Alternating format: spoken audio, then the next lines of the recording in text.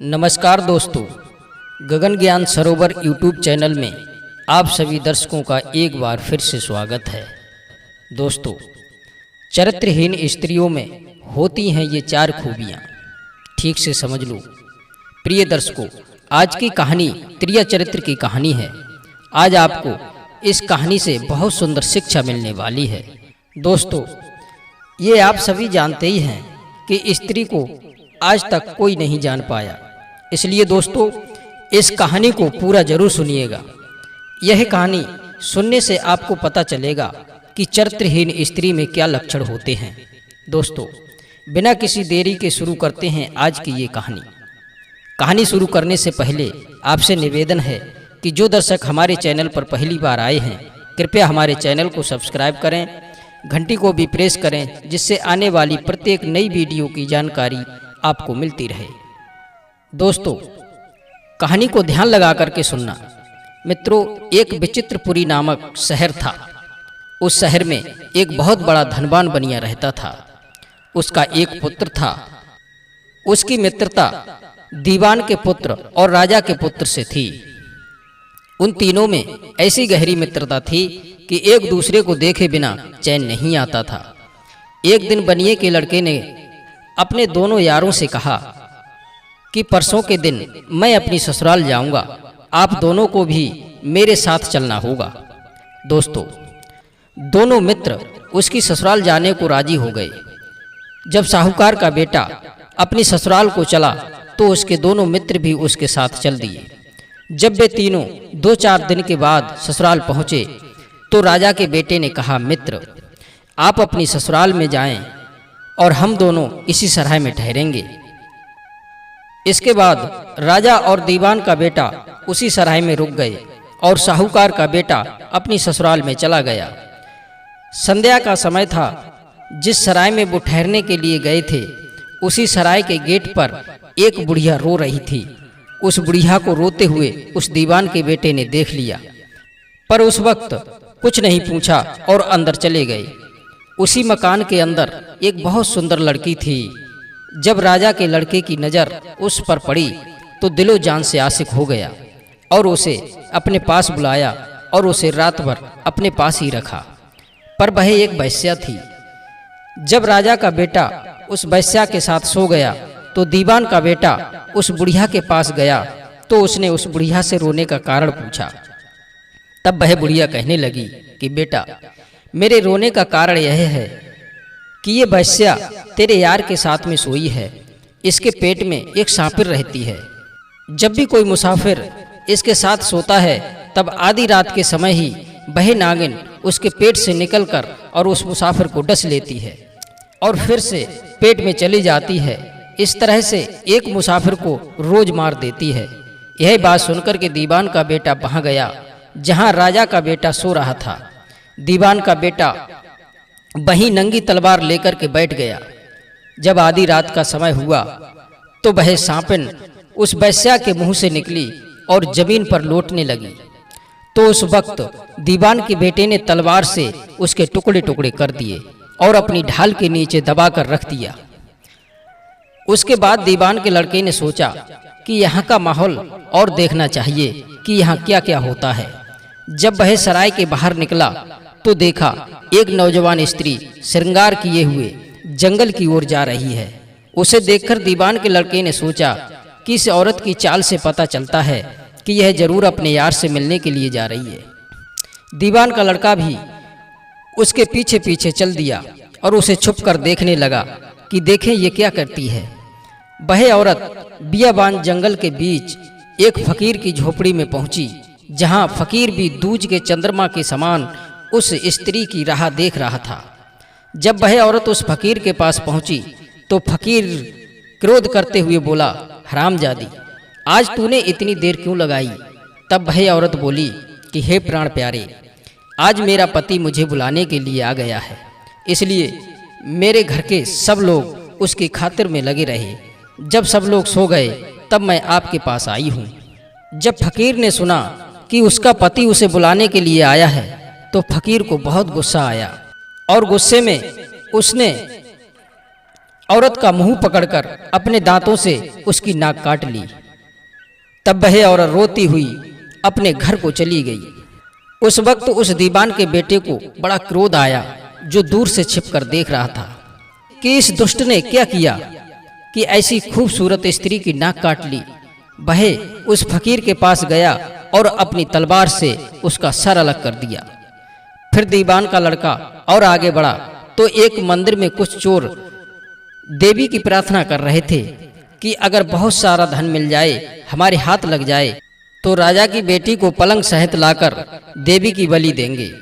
इस तरह देवी से वादा करके वो चोर शहर में चले गए।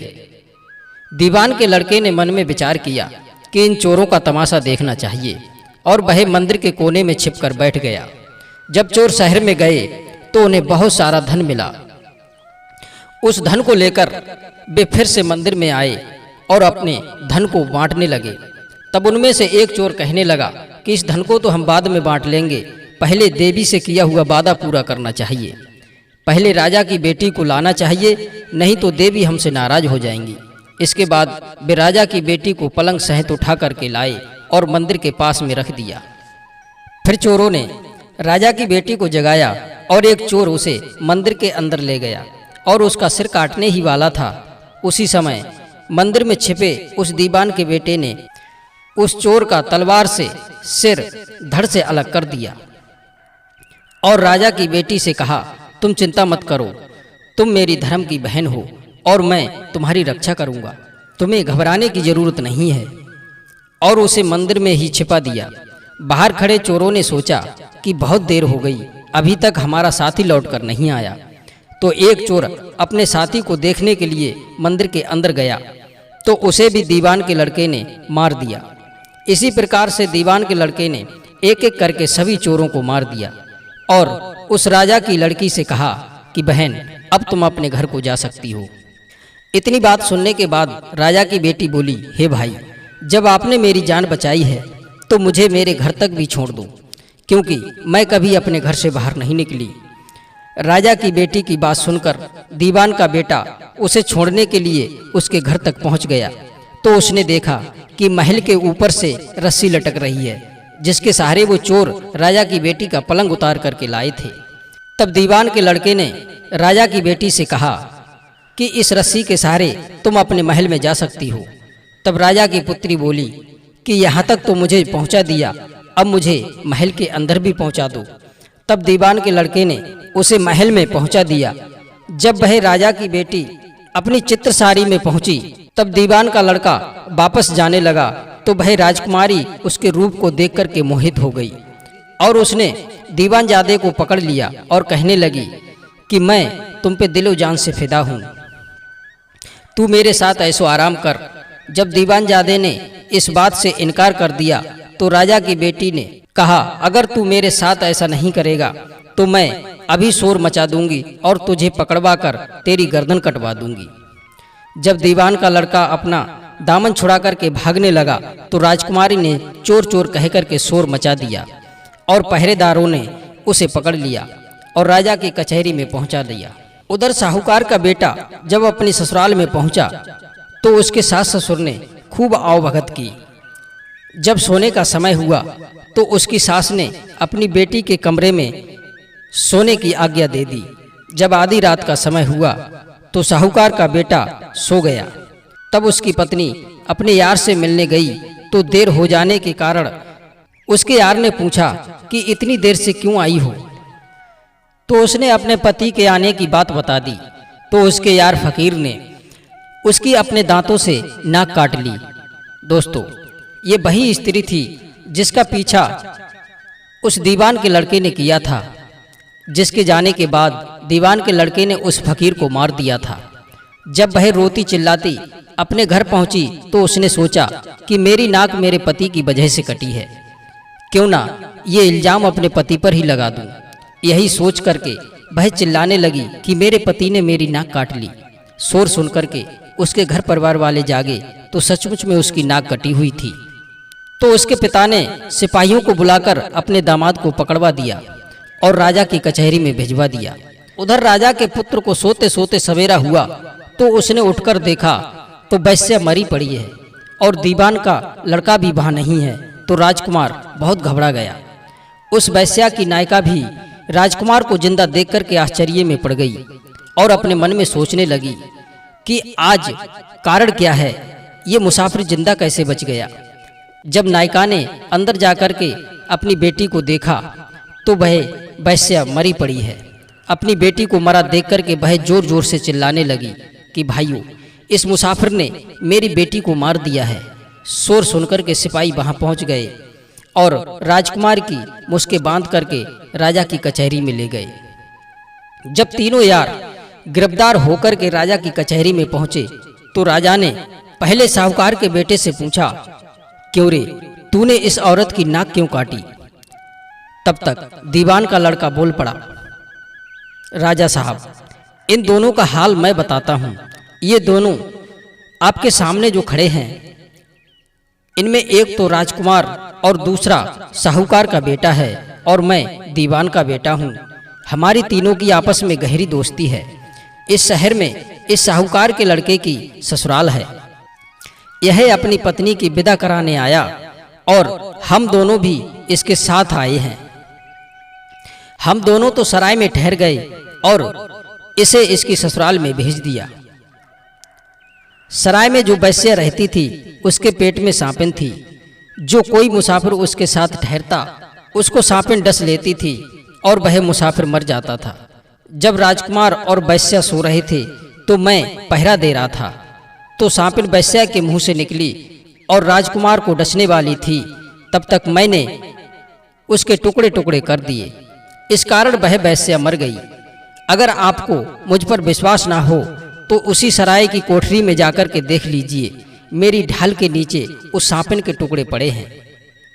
उसी वक्त राजा ने सांपिन को मंगवा कर देखा तो दीवान के लड़के की बात बिल्कुल सच थी और राजकुमार को रिहा कर दिया और उस नायिका को फांसी दे दी। फिर राजा ने उस औरत की नाक काटने के बारे में पूछा तो दीवान का बेटा कहने लगा, राजा साहब, जब मैं सांपिन को मार करके शहर में पहुंचा तो मैंने देखा कि एक स्त्री 16 श्रृंगार किए आधी रात में जंगल की ओर जा रही थी। मैं भी उसके पीछे लग गया। वह स्त्री एक झोपड़ी में रहने वाले एक फकीर से मिली। देरी से आने के कारण फकीर ने उसकी नाक काट ली। वह स्त्री रोती चिल्लाती अपने घर लौट गई। मैंने उसी क्षण उस फकीर का सिर काट दिया। नाक कटने का इल्जाम उस दुष्ट स्त्री ने अपने पति पर लगा दिया। आपके सिपाही उसके पति को पकड़ लाए। वह व्यक्ति कोई और नहीं, मेरा मित्र है, जो अपनी दुष्ट पत्नी के कारण आज आपके सामने अपराधी बनकर खड़ा है।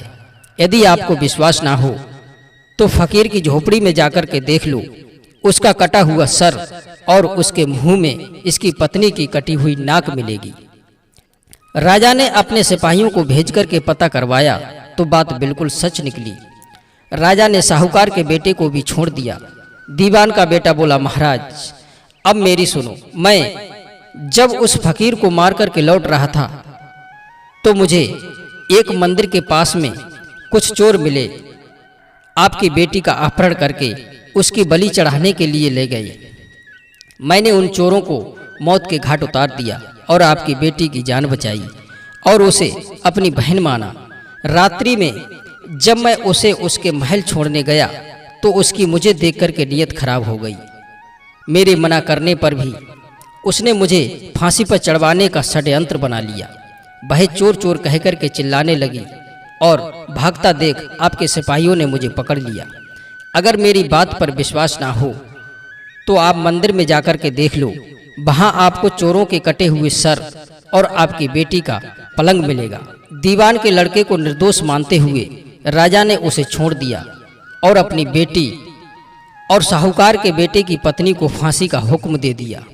प्रिय दर्शकों, कहानी का उद्देश्य नारी जाति को अपमानित करना नहीं है, बल्कि ये बताना है कि दुष्ट स्त्रियां जो चरित्रहीन होती हैं, वे समय आने पर इतनी कठोर हो जाती हैं कि अपना पाप छुपाने के लिए या अपनी बात न मानने वाले के लिए मौत के मुंह में भी धकेल सकती हैं।